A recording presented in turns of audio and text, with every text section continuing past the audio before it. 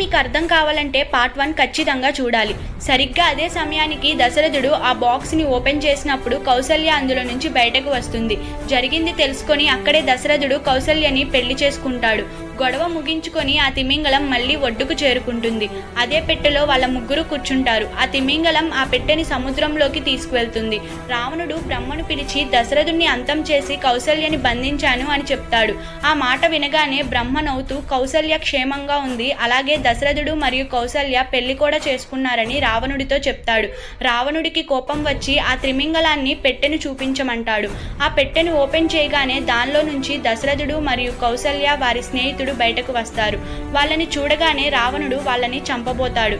అప్పుడు బ్రహ్మ ఇలా అంటాడు, ఒకరిని పెట్టిన పెట్టెలో నుంచి ముగ్గురు వచ్చారు, వాళ్ళకి ఏమైనా జరిగితే రాముడు కూడా వస్తాడు, ఇప్పుడేం చేస్తావు? నువ్వు ఎన్ని ప్రయత్నాలు చేసినా రాసిన రాత మారదు అని అంటాడు.